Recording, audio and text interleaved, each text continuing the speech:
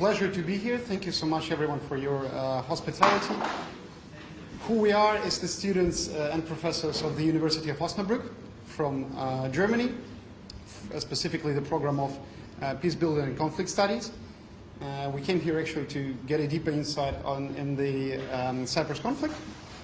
Once again, thank you so much for making this possible. Special thanks to Professor Sözen for his cooperation, for his time and attention.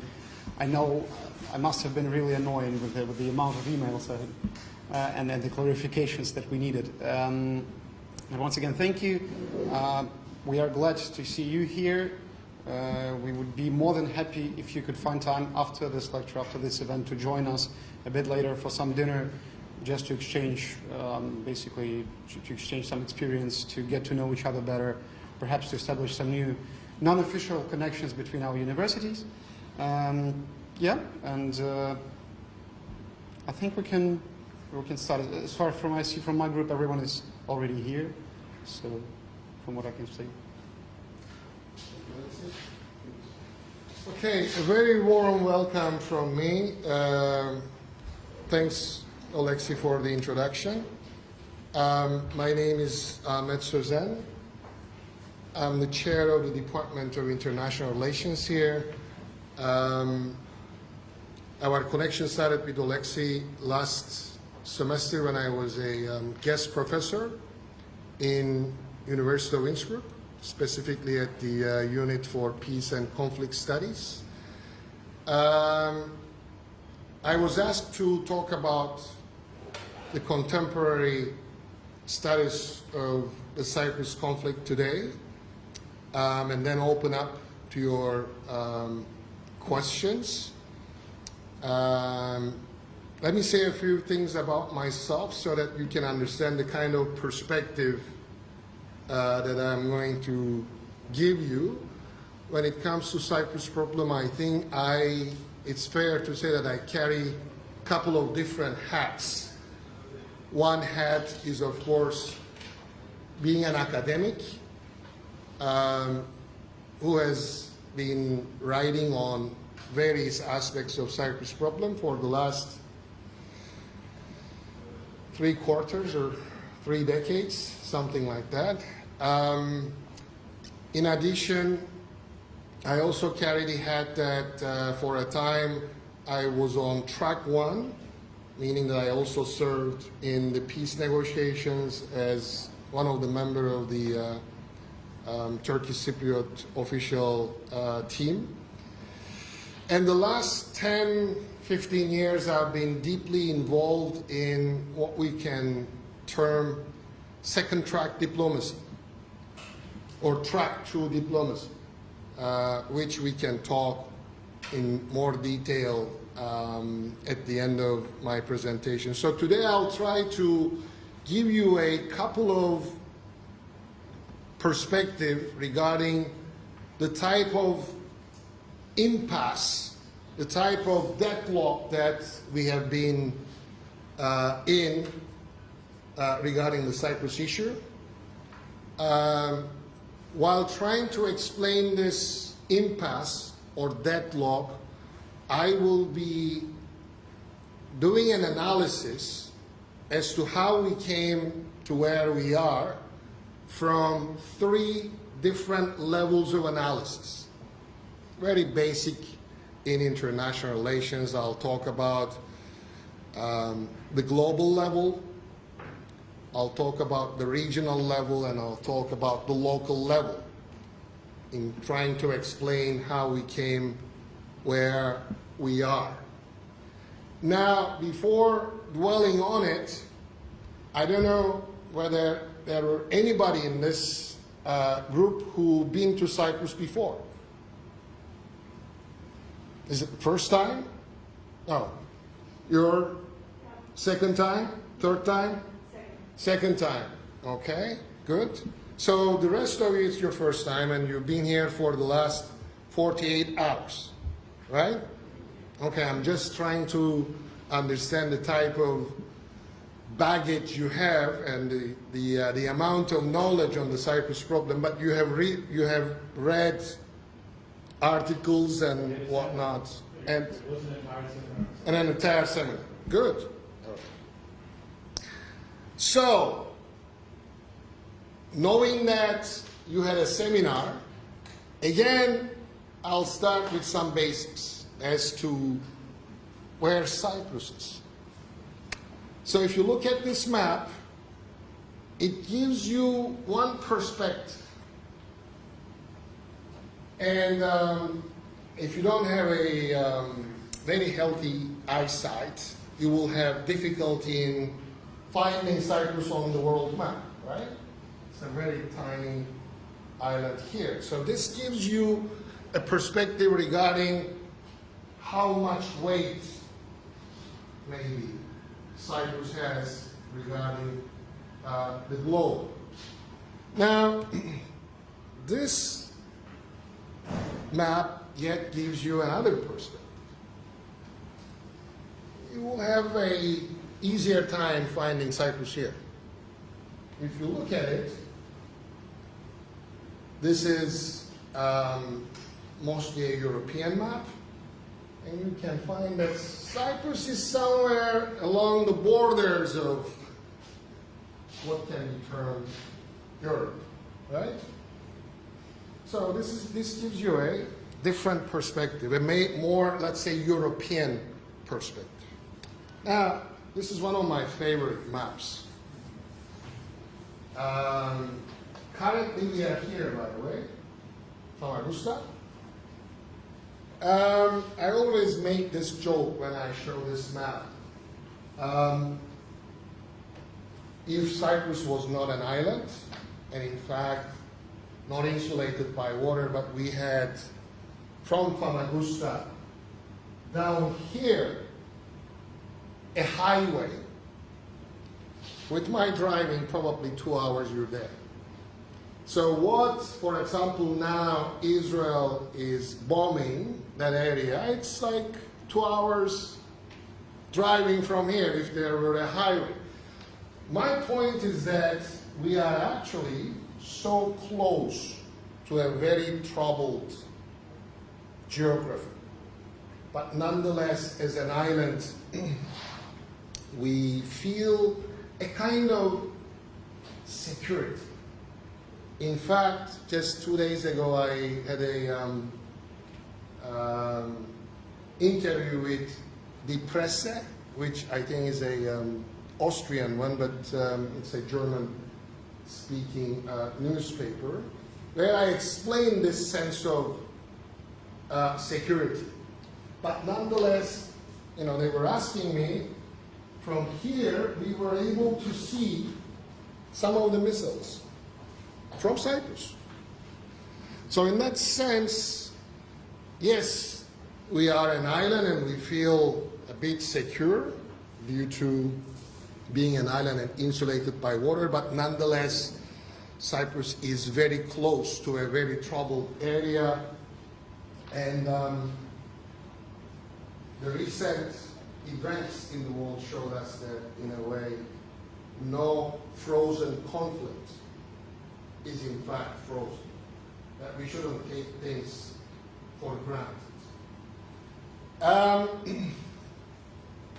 This gives you yet another perspective regarding some of the important actors who are very close to Cyprus, like Turkey, which is just I think 60 kilometers away, and then Greece, another important country, the so-called two motherlands, and the two guarantor powers, in addition to the former colonial master, the British.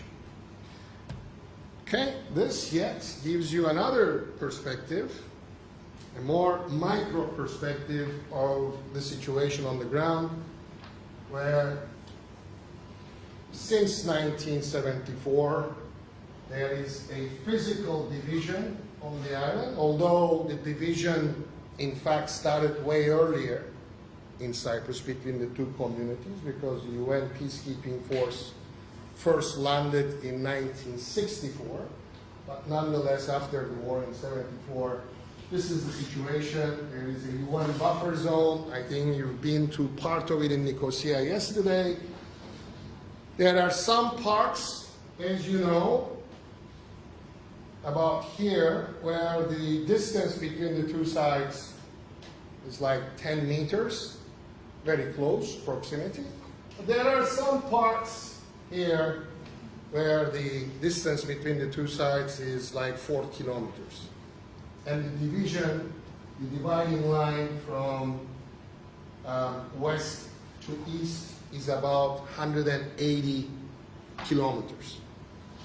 And as you see, there are two sovereign British bases, SBAs,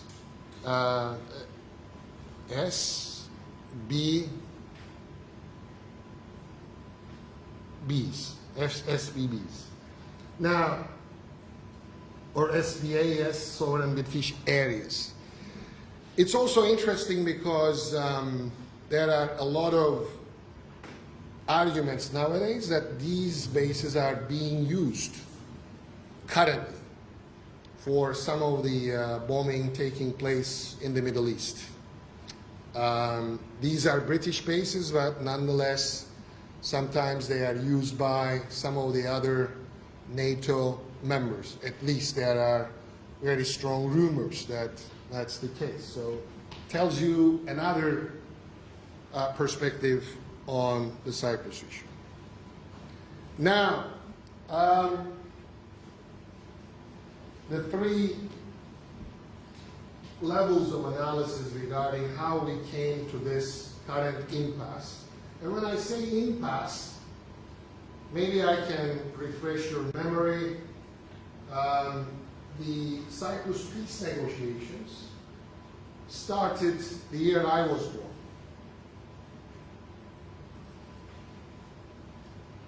"36 years ago? In 1968. So now you know my age. So it's been a long time. And the peace negotiations continued on and off. There are some milestones in 1970s, late 1970s, after the war in 74.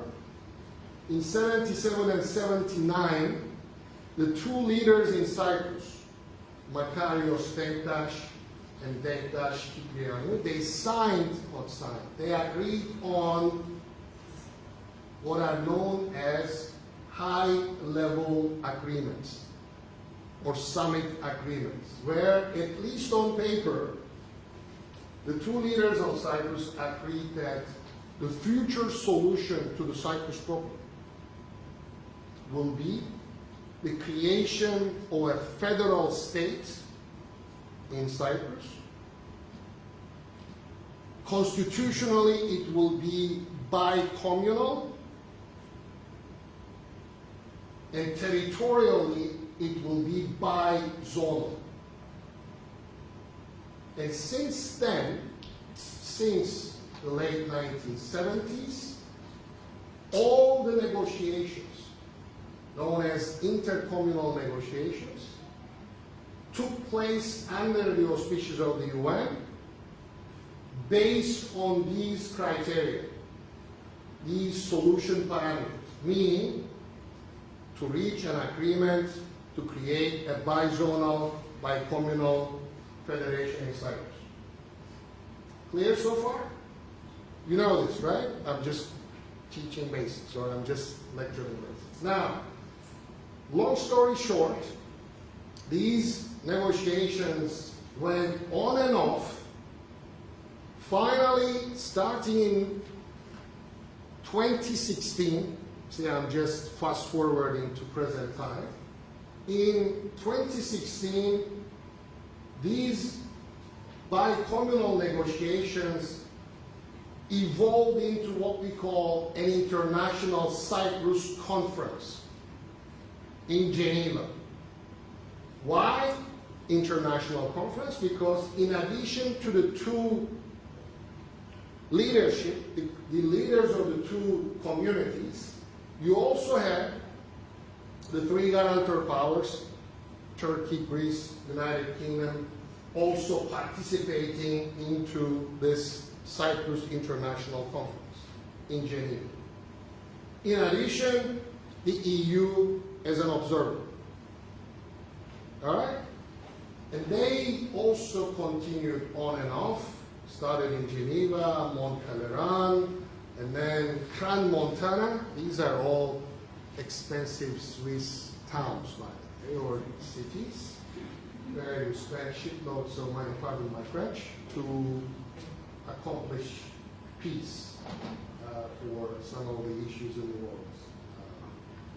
That's another issue that we can discuss maybe over dinner tonight. The negotiations collapsed in 2017 in Crans-Montana. And since then, it's been 7 years, more than 7 years, that we had no formal negotiations. Meaning that the last 7 years, we didn't have any formal meetings under the UN where the two leaders, in fact, negotiated any substantive issue. It's been 7 years.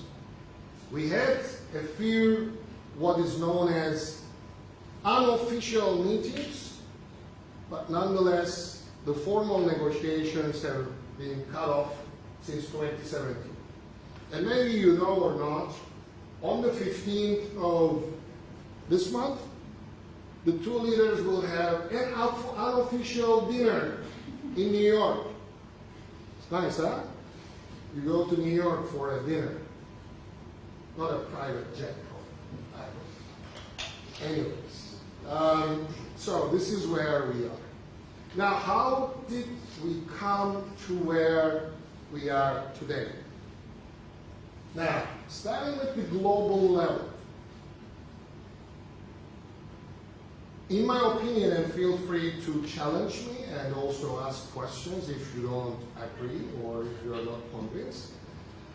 In my opinion, the last decade or so, we have been witnessing what I call a power transition on the global level. And if I just caricature this, basically a relative decline of the United States and a relative rise of China and maybe less relative rise of Russia. So what I'm saying is that the post-Cold War world, which could be termed as, right after the end of the Cold War, as a somewhat unipolar world, is evolving into something else. Now that something else, I don't know what it is, but it is in the making. We are actually living in it. In my opinion, it's going to look like some sort of a multipolar world, but I doubt that it will be a perfect multipolar world because I think that the power of the poles are not going to be equal or equivalent, but there will be discrepancies and all that. But that's another different issue. Now, my point is that this power transition, the shifts in the balance of power on a global scale, created some vacuums, some flu areas, and some what I call uncertain times where making prediction became more difficult. And some of the regional actors, they use this situation as a opportunity to assert their sovereignty and to assert their influence in their own regions more and more. All right? So in that sense, for example, in the Cyprus issue, Turkey is not an exception, that they actually saw this situation as an opportunity to be more assertive, be more influential in their own region. Greece too, France too, especially after Brexit. So this global development shifts of balances of power is one example why, for example, the Turkey side, after the collapse of the talks in Crans-Montana, said that, sorry guys, it's been 50 years that we have been negotiating federations in Cyprus without breakthrough. So let's look for alternatives. That's why they developed this, what they call two equal sovereign sides and equal status of the two sides, which simply you might say the two-state solution. At least in discourse, this is what the Turkey side has been saying the last 4 years, especially 2020, after the Turkish Cypriot presidential election, where a new leader was elected who had no intention for a federal solution. This is one explanation there. Now, the regional,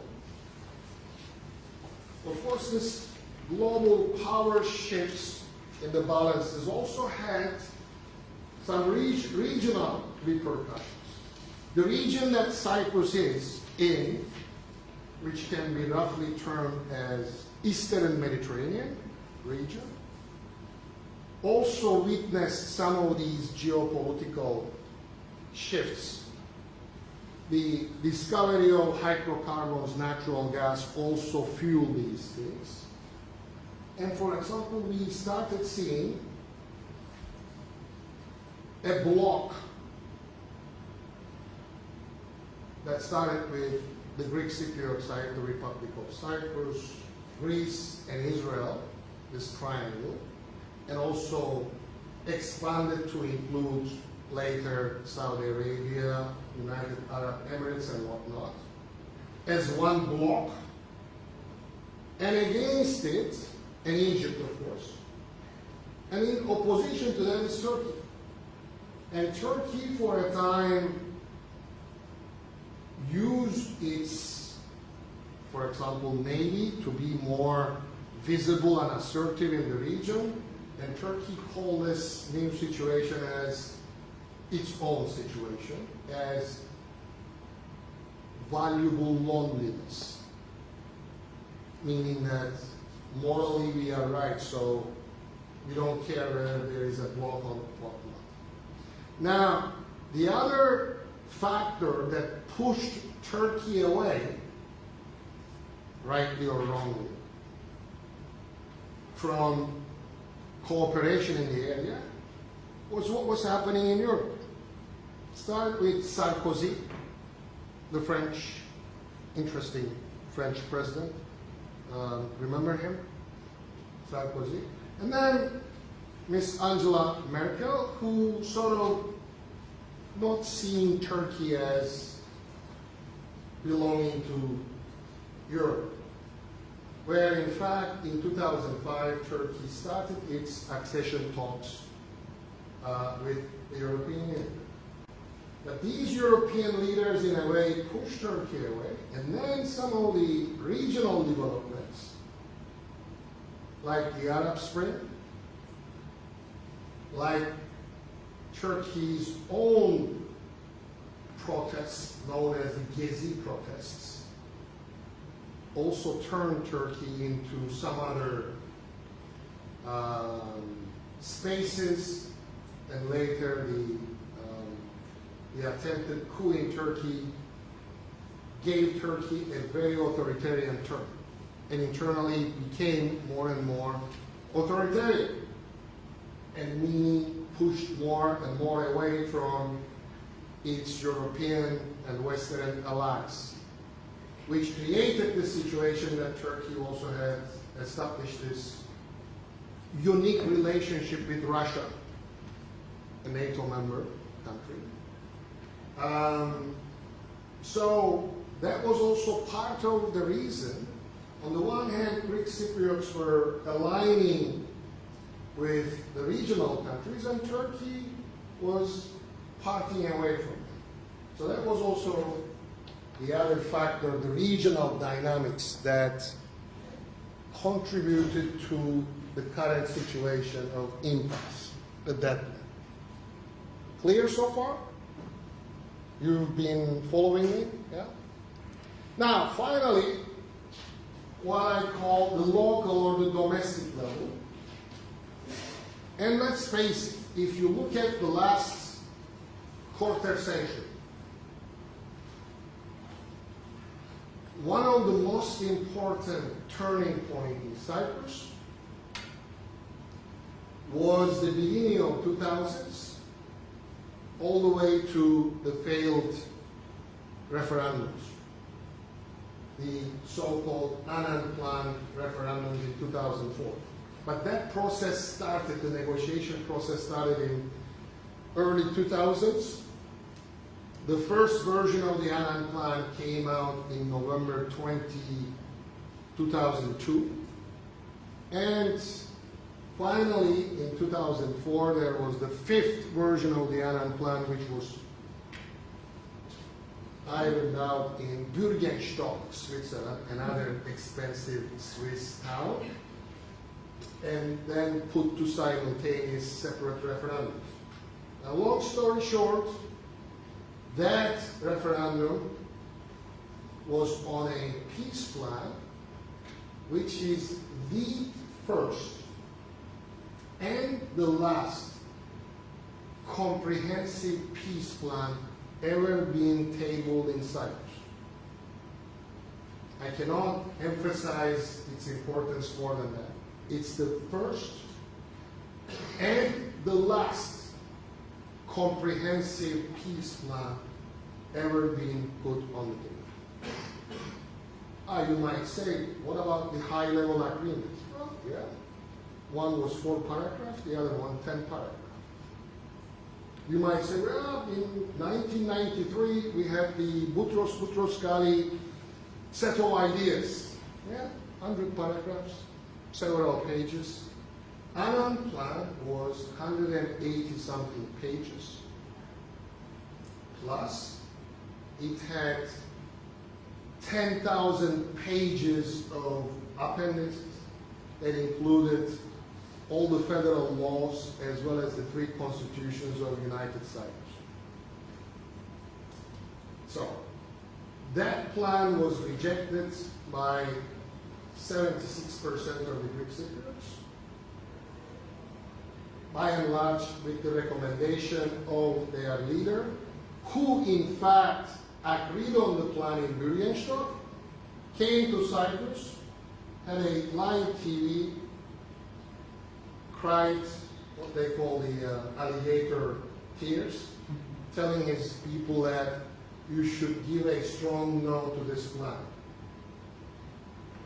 And on this side of the island, the plan was supported by 65% of the Turkish Cypriots, despite the fact that its longtime leader, Mr. Denktaş, had a no campaign. Despite that, more than 2/3 of the population supported the plan. But at the same time, what happened to the plan? It became null and void when one side rejected.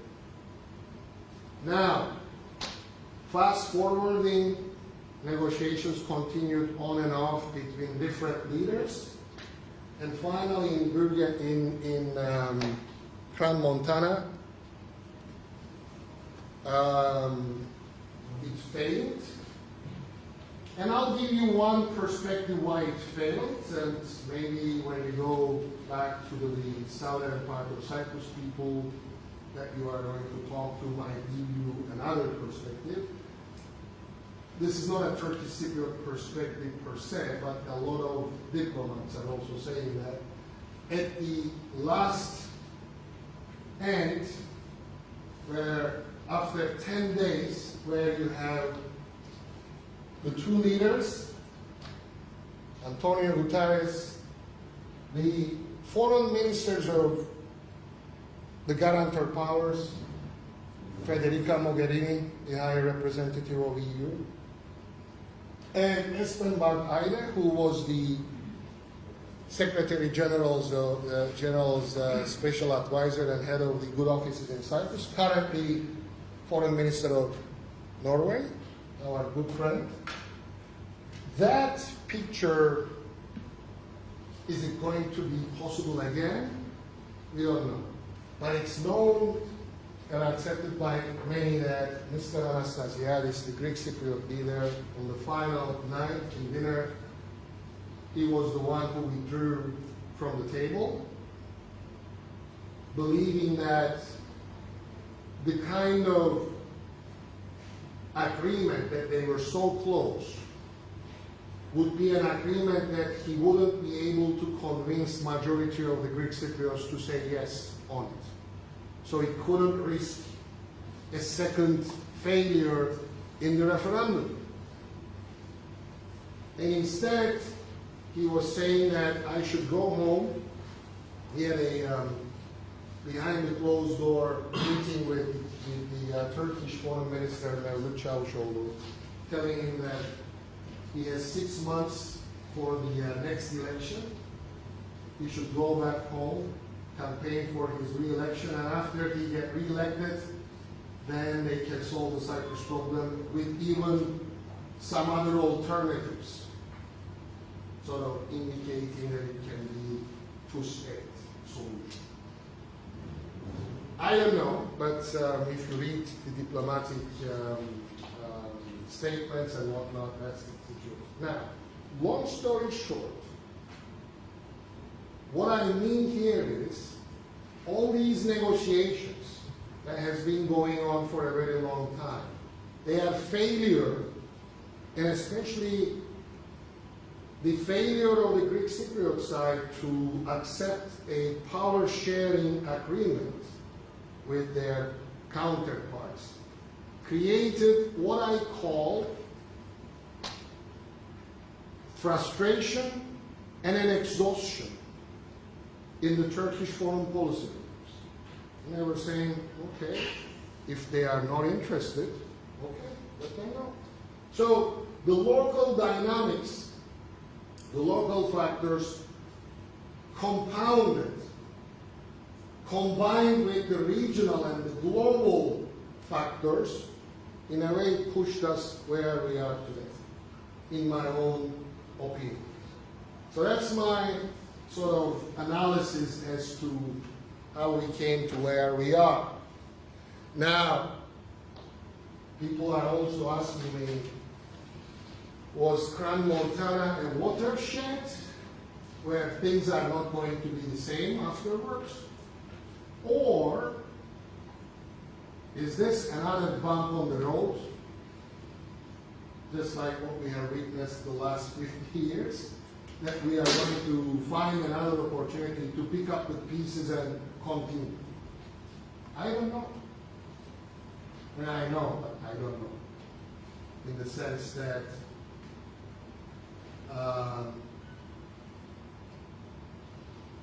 if you ask me, is this a radical departure in Turkish foreign policy vis-à-vis Cyprus, or is this a tactical move by Turkey? There is a question. I would like to think that this is not a radical departure, that Turkey will go back supporting a bizonal, bicommunal federation. And what they are doing now is what I call upping the ante, sort of increasing your hand before the real bargain. There is a nice saying in Turkish, like a proverb. It's like, ölümü gösterip sıtmaya razı etmek. It's like showing the death to somebody, the death to states, and getting the other side to accept malaria. Maria, Barcelona by Communal Federation. So this could be a tactical thing. But in that sense, that's what I was saying, whether it's temporary or permanent, this new policy, Turkish policy. We are going to see part of the fenced area of Varosha, which is this ghost town. Varosha is important. I'm going to talk about there why it is important, but it used to have a huge tourism capacity. So that's part of it. And the Turkish side started opening part of it, maybe 2 or 3% of it. Is this also a tactical thing? In my opinion, this is a retaliation of Turkish side towards the Greek Cypriot leadership who do not agree on negotiating the natural gas issue in the peace negotiations. Because the Greek Cypriot side have been, since the discovery of the hydrocarbons, the last 20 years, they've been saying that energy is not part of peace negotiations. This issue belongs to the sovereign government. So we do not negotiate energy issues. But they unilaterally, without asking Turkish Cypriots, they go and give licenses to international companies to make explorations in the Cyprus waters. So this would be, in my opinion, a retaliation by Turkey's side to push Greek Cypriots maybe back to the table or something like that. And recently, Greek Cypriots also started issuing arrest warrants to some of the Turkish Cypriots and some foreigners who are in the north who have been building on the former Greek Cypriot properties. Another retaliation by the sides, which are making things much more complicated. So, the new policy, the two-state policy of the Turkish side, is the two-state solution viable at all? Is a question that I ask myself. And in my opinion, no. Why not? Well, if you look at, let alone the P5, the 5 permanent members of the UN, and let alone the European Union members, even those countries who can be termed as friends of Turkey do not support this thing. Because supporting two-state policy means basically that you sort of support the violation of territorial integrity, which is a very important principle in international law. So I don't see it happen. But let me put it this way. If you ask me, is there a time when two-state solution in Cyprus is possible? I say yes. It is possible, but not directly from now. The only time I believe it is possible is that first we establish a federation. I call it Belgianization of Cyprus. Yeah, I mean, check it out in Google. I mean, I coined that term like 15 years ago. And in some of the conferences, they tell me, oh, Professor, you're going wrong. Belgium is not a good model for a federation. And I go, please don't insult my knowledge on Belgium. Maybe I've been to Belgium 30 times. I know that the French-speaking Walloons and the Dutch-speaking Flemish do not necessarily love one another. It's not a love affair relationship. But nonetheless, if you remember, several years ago they had elections, and more than 400 days they couldn't establish the government. Remember that? At least some of them, the older ones. I asked the question, what happened to Belgium? And I think that the answer is very telling. Nothing. The state continued. And I said, isn't this great? For our differences, we don't kill one another and we don't flush the state down the toilet, but we do agree that we disagree on certain things. This is great, I said. This is what I envisage for Cyprus, personally. Like Belgiumization, I know that it will be a difficult to run structure, but nonetheless, it is better than what I call Syrianization of Cyprus. So maybe if that is established after certain years, if the two sides solve their disputed property issue and whatnot, and just like Czechoslovakia, they agree that, hey, this is not a Catholic marriage, let's part away, maybe then it could be possible, in my opinion, but not before. But just to give you some idea regarding Cyprus, it's a protracted conflict. You heard this term before, right? Protracted, long-lasting, similar to Kashmir, similar to Israel, Palestine, and whatnot. I'll give you a very fast journey with some photos that started the year that the intercommunal negotiations started. I'm sure that some of you remember black and white photos.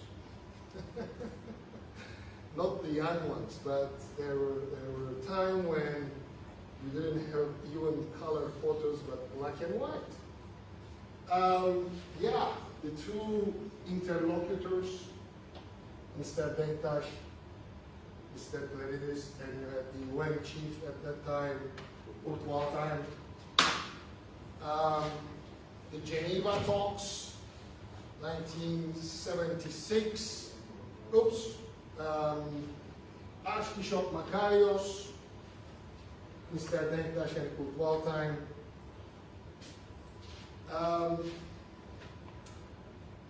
Ask me whether I like the idea of having a religious figure as head of the state, and then we can talk.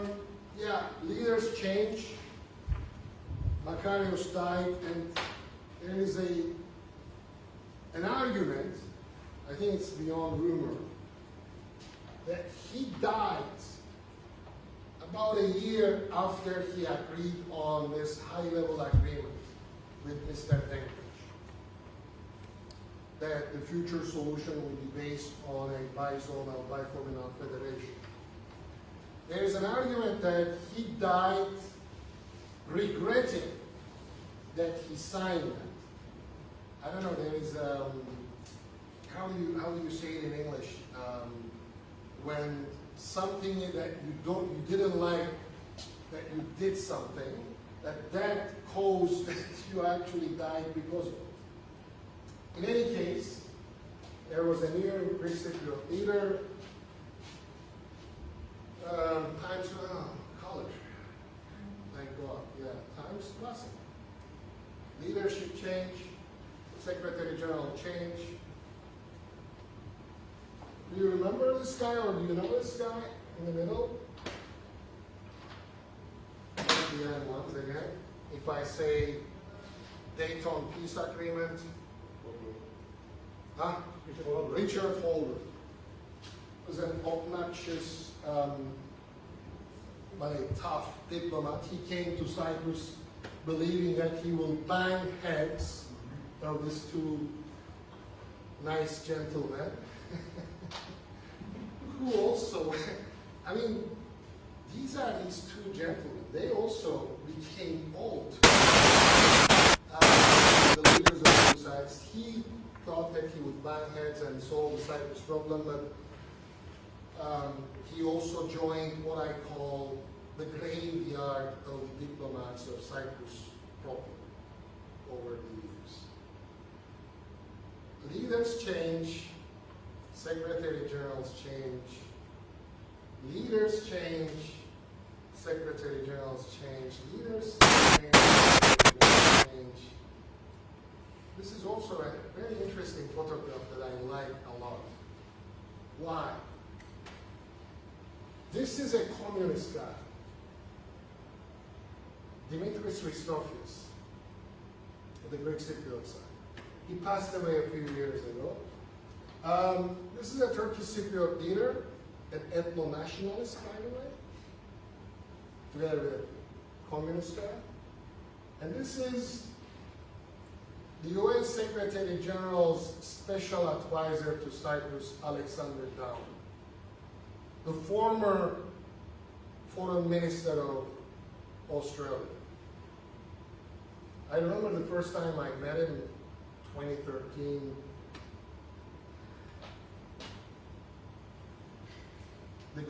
The guy flew his Bentley to Cyprus. Tells you, just Google him, and also ask Indonesia and his name and corruption. You know, you'll get some juicy stuff. Anyways, if you look at these photographs, the two leaders, do you see any problem here? Any conflict between the two leaders? One communist and the other one ethno-nationalist? So Cyprus is such a very unique stuff. Again, leaders change, special advisors change. This poor guy, Espen, is now Norway's foreign minister, Espen Barth Eide. Again, leaders change.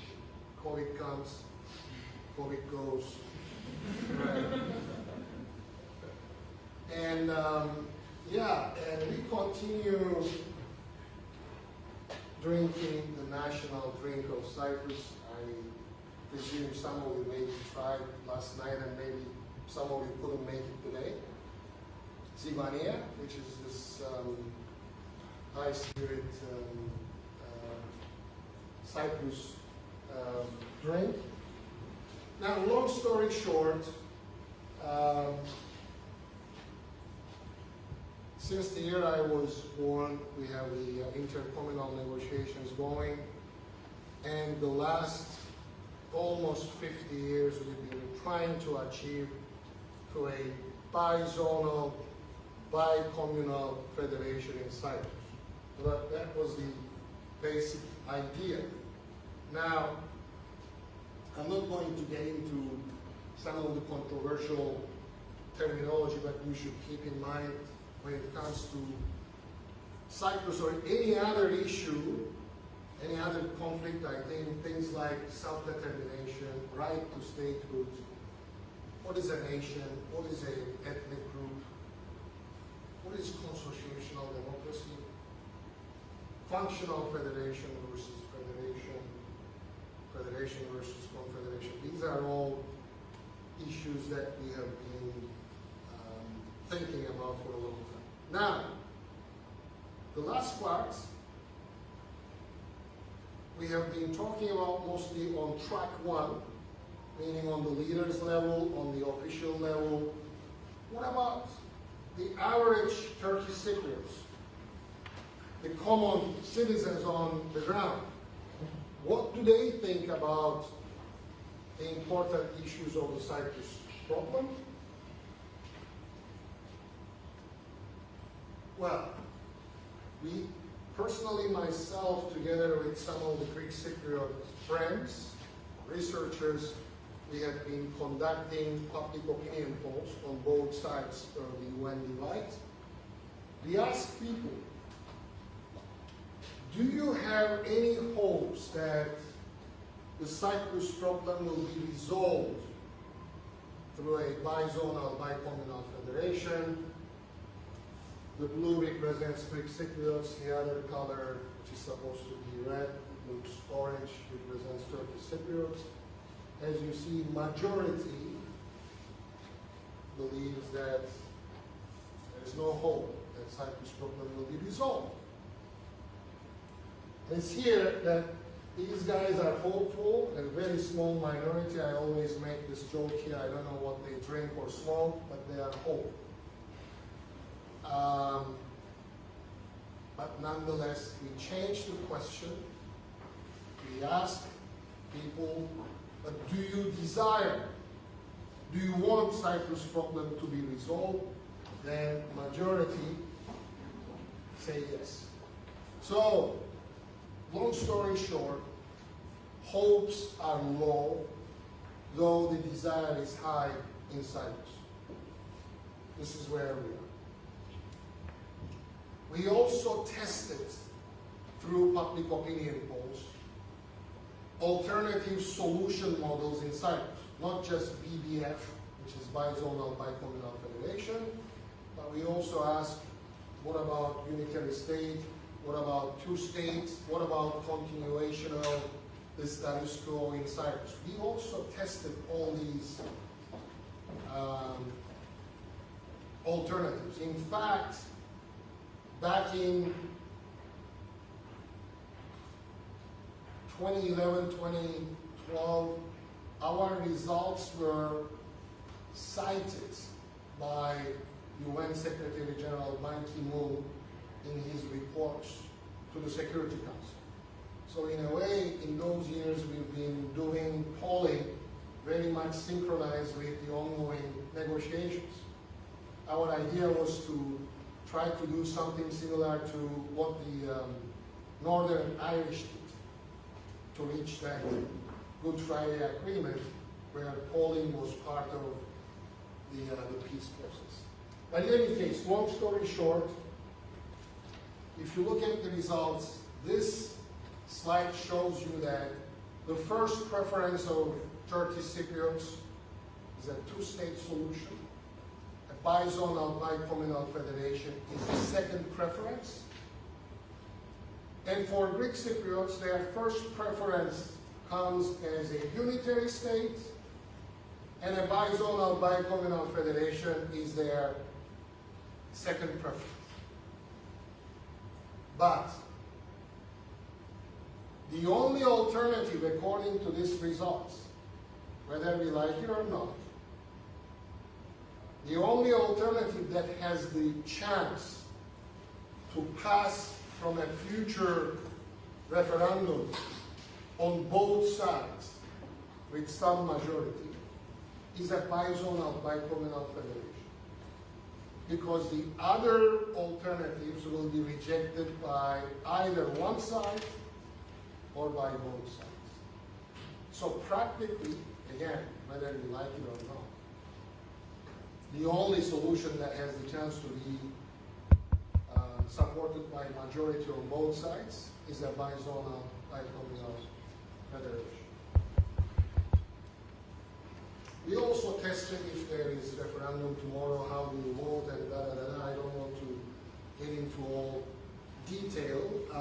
Majority of the people are in the middle, meaning that if there is a successful campaign on both sides, then it's possible to galvanize people to vote either yes or no, depending on how strong the sides will be advocating things. Now, this is also a very important piece of information that you should keep in mind. We also ask people, what are the most important negotiation issues for you, average citizens on the ground? And as you see here, majority, more than 70% on both sides, Turkish Cypriots and Greek Cypriots, are saying that the issue of security and guarantees is the most important negotiation. So for average people, security is number one concern.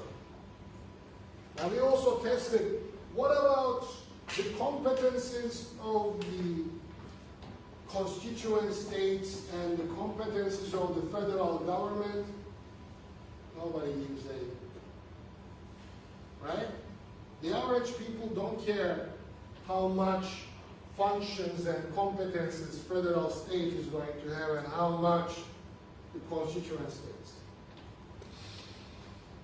But my hunch also tells me, and my observation, that this graph does not represent political elites. This is only for average people on the street. Because for political elites, of course, powers, functions, how they are going to be divided and shared, they do carry a lot of importance. Now, prospects. Are we going to have something like this again, like in another expensive Swiss city, town, another international conference? I like these guys. Maybe some of them are still in Cyprus, by the way, in the good offices. The UN diplomats, they were in Crown Montana, very well prepared and whatnot. I call this mission impossible. Are we going to have such an instance again where the Turkish Cypriot leader is joking with the Greek, not Greek Cypriot, Greek foreign minister, and everybody is so happy and all that, and the UN chief, who is in more trouble today, I think, as being a persona non grata in certain parts of the Middle East, he declared the collapse of the Crown Montana prospects. Given my analysis in the last, how many minutes I talked? About an hour. I believe that given the two leadership today on Greek and Turkish Cypriot side, it's obvious that we do not have any chance for the resumption of any meaningful negotiation or cooperation in Cyprus. So I don't have any hopes regarding what I call internal dynamics. The only hope I had and still have is maybe regional dynamics can trigger a solution in Cyprus. What I call by regional dynamics is basically the elephant in the room, Turkey, putting Turkey back into the Eastern Mediterranean arithmetic, I call it, integrating Turkey there. And in fact, I started seeing the signs of this in the last year or so, where Turkey started normalizing with Israel, Egypt, now Greece, very good rapprochement. But the 7th of October last year, the Hamas attacks and the starting series of wars in the Middle East sort of put things on ice between Turkey and Israel. Mind you that, not this, just a couple of weeks ago we had the UN General Assembly annual meeting, right?